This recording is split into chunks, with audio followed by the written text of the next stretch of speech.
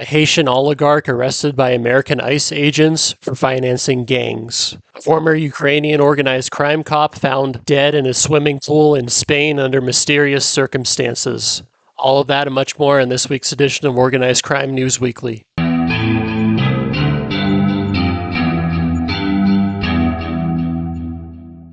Welcome back to Organized Crime News Weekly. This is the weekly show where we discuss the goings-on in the global criminal underworld. Before I start, I just want to remind everyone to please like, share, and subscribe so we can help grow this channel. Also, please make sure to support my channel. You can do that by just contributing $2.99 a month. Any contribution is greatly appreciated, and it helps me to continue making these videos. At the end of each video, I will give a shout out to each individual who contributes. Igor Husevski, a former senior official from Ukraine's Interior Ministry's Department for Combating Organized Crime, was found dead in a swimming pool in a residential complex in Villa Joyosa, Spain. He was found in the pool face down and was bleeding from an ear. While the Ukrainian consulate in Barcelona has stated that Husevski died from drowning, there has been much speculation that he may have been murdered. His death occurred in the same residential complex where Russian dissident Maxim Kuzminov was gunned down in February of 2024. Kuzminov was a Russian military helicopter pilot who defected from Russia when he escaped across the front lines into Ukraine in August of 2023. He was given a new identity by Ukrainian authorities and relocated to Spain.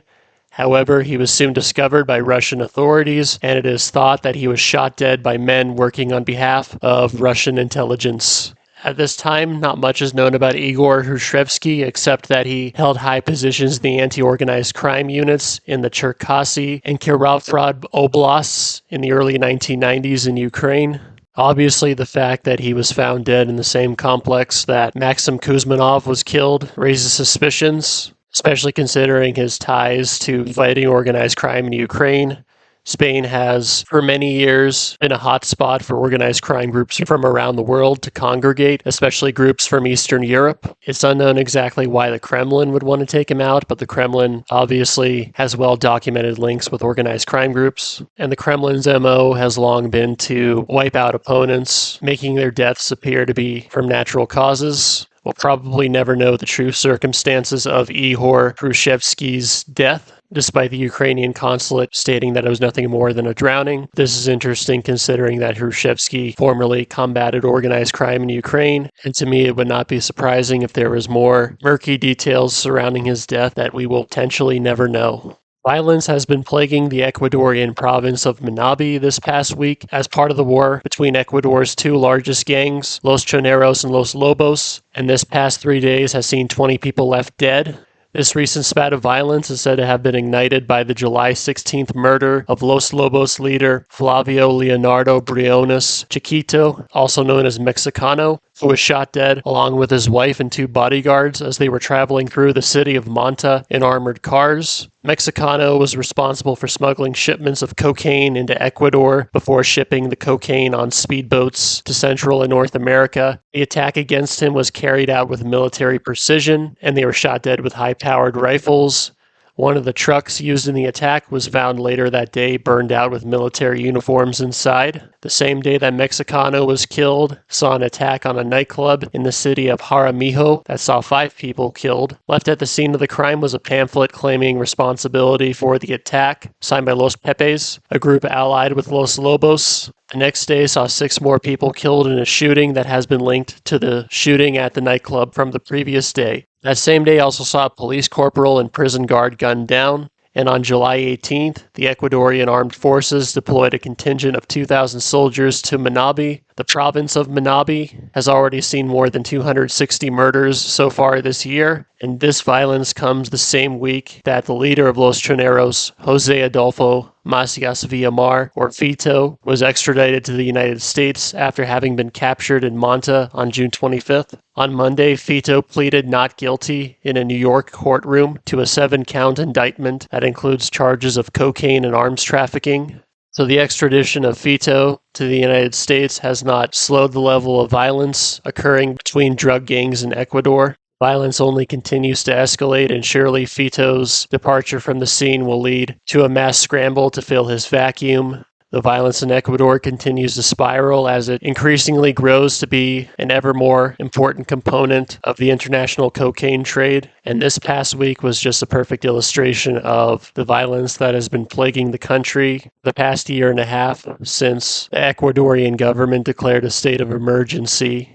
On the morning of Sunday, July 20th, in the Donnacona Penitentiary in Quebec, Canada, the leader of the Montreal-based Arab power gang, Sylvain Kabuchi, was found dead in his cell. He was found to have been stabbed numerous times, including in the face, and reportedly had his throat slit. As of now, nobody has been arrested for Kabuchi's murder, but it's suspected that he was potentially murdered by members of his own gang. His killing comes just 3 months after he was convicted of murder and sentenced to life imprisonment. The Arab power gang that Kabuchi led was formed in the last few years and is made up of men mainly of Lebanese heritage. It has emerged as a powerful force in the Montreal underworld and has come into conflict with other criminal factions over drug trafficking and extortion rackets. These conflicts have become much more prominent in the past couple of years, with multiple shootings and arson attacks for the right to extort restaurants and bars in the Montreal area. Most notable of these incidents was the firebombing of a Montreal hostel connected to a bar, which saw a mother and her young daughter accidentally killed. 2 men were arrested for setting this fire and are believed to have been hired by Arab Power. The other criminal factions that Arab Power have come into conflict include the Hells Angels and a drug gang led by notorious Quebec gang leader Atna Tupac Ana. Most prominently, they came into conflict with Montreal's former most powerful street gang leader, Gregory Woolley, and his lieutenant, Jean-Philippe Celestine. Arab Power is believed to have been responsible for Woolley's murder, which occurred in November of 2023. Jean-Philippe Celestine, in addition to being one of the most powerful street gang leaders in Montreal, is a member of the Marauders Motorcycle Club, a support club for the Hells Angels. The murder for which Kabuchi was convicted of last April was for the killing of Celestine's right-hand man, Nicho Lapai, which occurred back in August of 2021. Kabuchi was arrested for his role in Lapai's killing in December of 2022 and remained incarcerated until his death this past week. While incarcerated, he continued to carry out his criminal activities with the use of smuggled phones and even smuggled drugs into the prison by use of drones. For this, he remained under strict prison conditions up until his death, for which he filed multiple complaints objecting to what he perceived as harsh treatment. Before his murder this past Sunday, Kabuchi was set to go on trial again for his role in 3 other murders and for plotting the killings of members of the rival Downtown Project gang. Kabuchi's murder comes as the Arab Power increasingly becomes one of the key groups of Montreal's underworld. It's unlikely that the Arab Power's role will diminish, as it seems that Kabuchi may have fallen out with other members of the gang. The Arab Power continues to carve out a place for itself in Montreal's underworld, which has seen much turmoil, especially in the last couple years, as groups like the Blood Family Mafia have challenged the dominance of other groups, particularly the Hells Angels, for control of drug trafficking in the region. The Arab Power is also said to have played a role in this war between the Hells Angels and Blood Family Mafia, as well as the firebombing I mentioned earlier. An incident occurred last fall where a teenager was sent to the clubhouse of the Red Devils, another support club of the Hells Angels, to set it on fire and shoot it up with an AK-47. However, this teenager ended up in a field not far from the clubhouse, having been set on fire and burned to death. It turned out that that teenager was actually hired by the Arab Power to commit this arson against the Red Devils.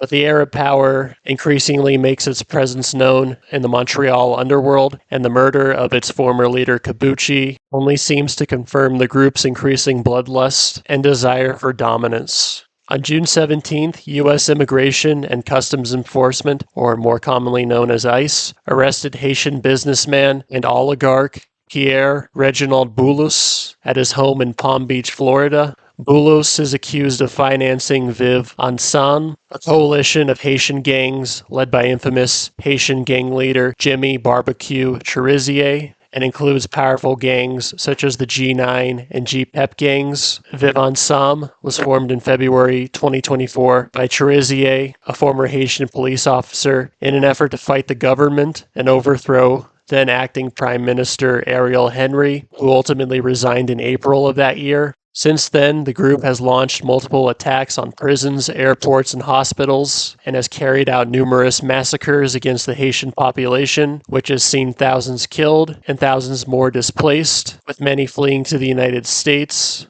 Viv Ensemble is said to now control 90% of Haiti's capital, Port-au-Prince, where it carries out various criminal activities, including extortion, robbery, and the trafficking of drugs and guns, as well as looting homes and committing rape against civilians. The Haitian armed forces and police have been unable to counteract the gangs, despite receiving help from police officers sent over from Kenya, as the gangs are often better armed, with weapons smuggled in from the United States. This past May, Viv Ensemble was declared a terrorist organization by the U.S. State Department. Its benefactors like Boulos, the man arrested by ICE this past week, allowed them to obtain the finances to purchase weapons needed to conquer Port-au-Prince and other Haitian cities. And this is all despite the gang leaders claiming that they are fighting against the oligarchs of America and Haiti, when in fact it seems they have very powerful benefactors such as Boulos. Pierre Boulos was originally a medical doctor in Port-au-Prince before moving into investment banking in the 1990s, as well as owning supermarkets, car dealerships, and hotels throughout Haiti. In 2019, he founded the political party Movement Troisième Voie, and he planned to run for president of Haiti in 2021, before Haiti's then president, Jovenel Moïse, was assassinated. There are allegations that Boulos was responsible for his assassination. Since his arrest, Boulos has been held at the Chrome Detention Center in Miami.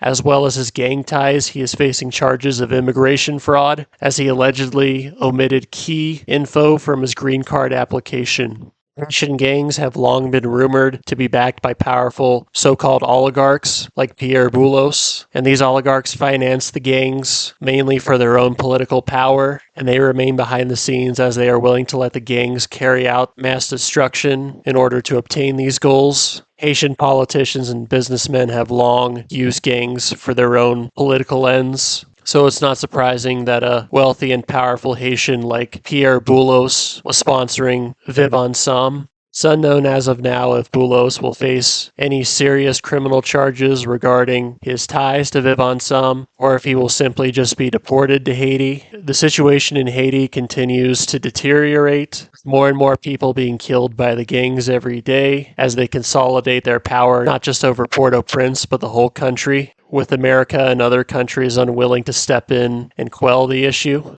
And it is men like Boulos who have helped contribute to Haiti's demise. Seems that Boulos potentially wanted to finance the gangs in order to overthrow the government. As I mentioned, he's thought to have had Haiti's previous president assassinated. In turn, Boulos has contributed to the mass destruction and death that has plagued Haiti, especially in the last couple of years. And it is men like him that have seen Haiti deteriorate to the point where it is now widely seen as a failed state.